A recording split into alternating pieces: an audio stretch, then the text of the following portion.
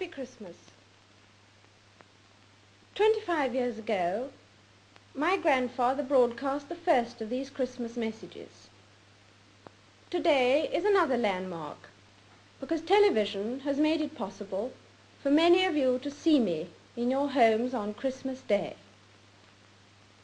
My own family often gather round to watch television, as they are at this moment, and that is how I imagine you now.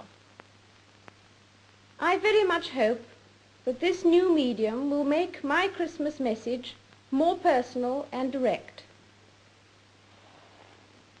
It's inevitable that I should seem a rather remote figure to many of you, a successor to the kings and queens of history, someone whose face may be familiar in newspapers and films, but who never really touches your personal lives. But now, at least for a few minutes, I welcome you to the peace of my own home. That it's possible for some of you to see me today is just another example of the speed at which things are changing all around us. Because of these changes, I'm not surprised that many people feel lost and unable to decide what to hold on to and what to discard, how to take advantage of the new life without losing the best of the old. But it's not the new inventions which are the difficulty. The trouble is caused by unthinking people who carelessly throw away ageless ideals as if they were old and outworn machinery.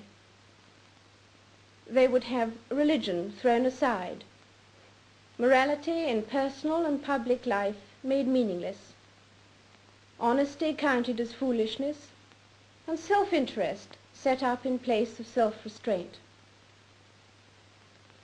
At this critical moment in our history, we will certainly lose the trust and respect of the world if we just abandon those fundamental principles which guided the men and women who built the greatness of this country and Commonwealth. Today, we need a special kind of courage, not the kind needed in battle, but a kind which makes us stand up for everything that we know is right, everything that is true and honest. We need the kind of courage that can withstand the subtle corruption of the cynics, so that we can show the world that we are not afraid of the future. It has always been easy to hate and destroy. To build and to cherish is much more difficult. That's why we can take a pride in the new Commonwealth we are building. This year, Ghana and Malaya joined our brotherhood. Both these countries are entirely self-governing. Both achieved their new status amicably and peacefully. This advance is a wonderful tribute to the efforts of men of goodwill who have worked together as friends, and I welcome these two countries with all my heart.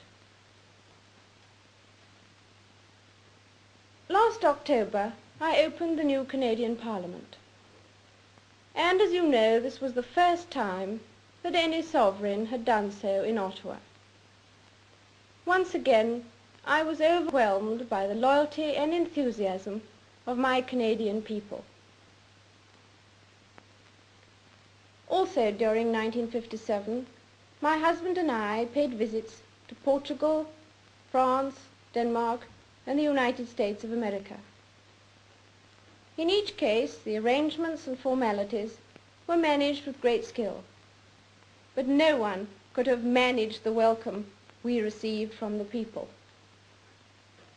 In each country, I was welcomed as head of the Commonwealth and as your representative. These nations are our friends, largely because we've always tried to do our best to be honest and kindly, and because we have tried to stand up for what we believe to be right. In the old days, the monarch led his soldiers on the battlefield, and his leadership at all times was close and personal. Today things are very different. I cannot lead you into battle. I do not give you laws or administer justice. But I can do something else. I can give you my heart and my devotion to these old islands and to all the peoples of our brotherhood of nations. I believe in our qualities and in our strength. I believe that together we can set an example to the world which will encourage upright people everywhere. I would like to read you a few lines from Pilgrim's Progress, because I'm sure we can say, with Mr. Valiant for truth, these words: "Though with great difficulty I am got hither, yet now I do not repent me of all the trouble I have been at to arrive where I am. My sword I give to him that shall succeed me in my pilgrimage, and my courage and skill to him that can get it. My marks and scars I carry with me, to be a witness for me that I have fought his battles, who now will be my rewarder."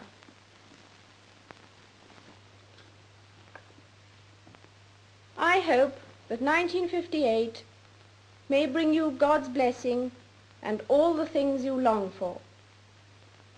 And so I wish you all, young and old, wherever you may be, all the fun and enjoyment and the peace of a very happy Christmas.